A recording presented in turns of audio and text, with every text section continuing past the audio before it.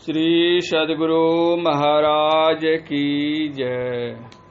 पूज्यपाद महर्षि हरिनंदन परमहंस जी महाराज की ज्ञानप्रद कहानियां।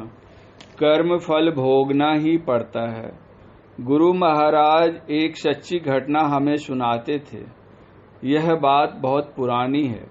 यह उस समय की है जब यातायात का साधन नहीं था। लोगों को एक जगह से दूसरी जगह जाने के लिए पैदल, बैलगाड़ी या घोड़ा गाड़ी से ही चलना पड़ता था। गांव में सड़कें नहीं थी। अधिकतर जंगलों से होकर ही गुजरना पड़ता था। दो व्यक्ति किसी रोजगार की तलाश में परदेश की यात्रा पर निकले। लंबी यात्रा के बाद दोनों एक कस्बे में पहुंचे, जहां उन्हें नौकरी मिल गई। कुछ वर्षों तक वहीं काम करने के बाद उनके मन में हुआ कि अब थोड़ा रुपया पैसा इकट्ठा हो गया है, हम घर चलें। अपने मालिक से वेतन और यात्रा के लिए आवश्यक सामान लेकर दोनों चल पड़े। दिन भर चलने के बाद वे एक गांव के बाहर पहुंचे। गांव को पार करके दोनों को आगे जाना था, किंतु गांव से आगे का मार्ग सघन जंगल होकर गुजरता था। बेतरह थके हुए दोनों मित्रों ने गांव से बाहर ही एक कुएं के पास रात बिताने का निश्चय किया। गांव के लोग भी अपने अपने खेतों से काम करके उसी कुएं के पास आए और हाथ पैर धोकर अपने घर चले गए। दोनों मित्र भी खा पीकर वहीं सो गए। उन दोनों में से एक को शीघ्र ही नींद आ गई, किंतु दूसरा यही सोचता रहा कि अब घर परिवार छोड़कर परदेश में नौकरी करना कठिन है। कमाए हुए इन रुपयों से कोई व्यवसाय करूंगा जिससे कि गुजर बसर आसानी से हो सके। लेकिन रुपये तो कम हैं, इतने रुपयों से कोई व्यवसाय कैसे होगा? इन्हीं ख्यालों में पड़ा वह करवटें बदलता रहा। अचानक उसके मन में लोभ के नाग के फन उठाया। वह सोचने लगा, अगर मित्र का रुपया पैसा भी मुझे मिल जाए तो आसानी से कोई व्यवसाय कर सकूंगा। पाप की यह भावना उसके मन में इतनी प्रबल हुई कि उसने अंततः अपने सोए हुए मित्र की हत्या कर दी और उसकी सारी जमा पूंजी ले ली। हत्या तो उसने कर दी, लेकिन अब उसका मन तरह तरह की आशंकाओं से भर गया। लाश का क्या करूं? कैसे घर जाऊं? गांव वालों को क्या उत्तर दूं? अब तो जिस मालिक के पास काम कर रहा था वहां भी तो नहीं जा सकता। मालिक अवश्य पूछेंगे कि घर जाने की छुट्टी ली थी तो लौट क्यों आए, अपने मित्र को कहां छोड़ आया, वगैरह वगैरह। वह परेशान हो उठा। रात अभी बाकी थी। वह पाप के धन की गठरी लिए दूसरी दिशा की ओर चल पड़ा। बहुत समय तक चलने के बाद वह एक गांव में पहुंचा और तलाश करने पर उसे एक नौकरी मिल गई। 3-4 महीनों तक वहीं काम करने के बाद उसने किसी से लिखवाकर एक पत्र गांव पर अपने मित्र के घर भेजा कि 4 महीने पहले मेरा मित्र मना करने के बावजूद अकेले घर चला गया था। मैंने उससे कहा था कि घर पहुंचकर मेरे घर का भी कुशल समाचार मुझे पत्र देना। आज कई महीने बीत गए लेकिन कोई खबर नहीं आई। वहां वह कैसा है, अवगत कराइए।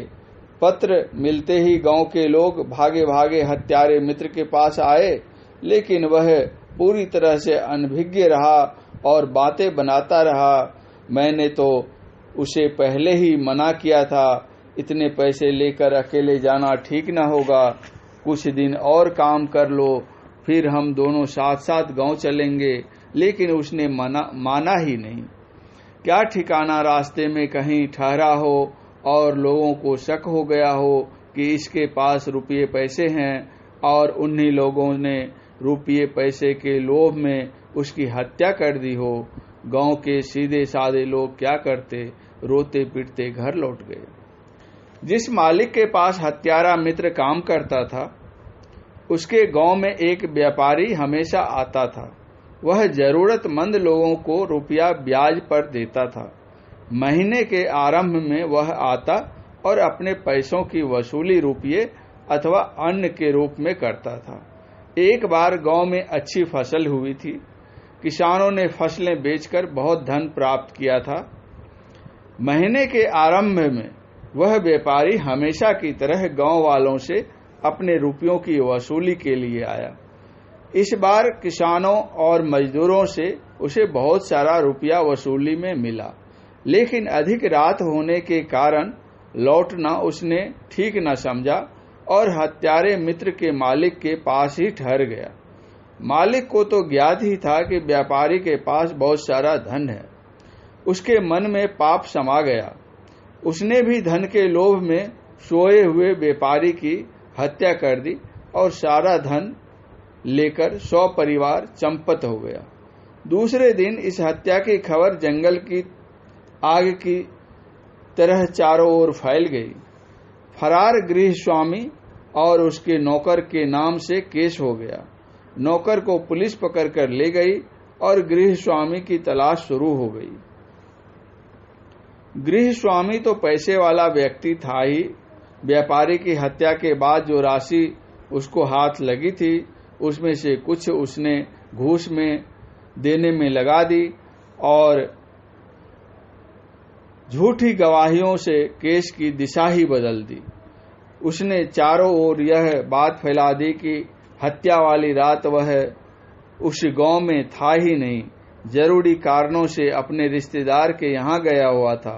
केस लंबा चला, लेकिन अंततः गृह स्वामी इस केस से बाइज्जत बरी कर दिया गया और नौकर को हत्या के मामले में फांसी की सजा सुना दी गई। फांसी की सजा सुनकर नौकर हत्यारा मित्र बहुत व्यग्र हो गया। वह बार बार यही दोहराने लगा, हे भगवान, इस व्यापारी को तो मैंने नहीं मारा है। थोड़ी थोड़ी देर पर यही वाक्य सुनाकर हाजत के सिपाही से न रहा गया। वह बोला, रे चुप रह, अब का नहीं तो तब का। सिपाही की इस बात से उसे अपने मित्र की हत्या का स्मरण हो आया। कर्म फल किसी न किसी रूप में उसे भुगतना ही पड़ा। उपर्युक्त कहानी सुनाकर गुरु महाराज हमें सावधान करते थे कि कर्म फल कभी न कभी भोगना ही होगा, इससे बचा नहीं जा सकता। अतः बहुत सोच समझकर कर्म करना चाहिए और पाप कर्मों से बचना चाहिए। श्री सद्गुरु महाराज की जय।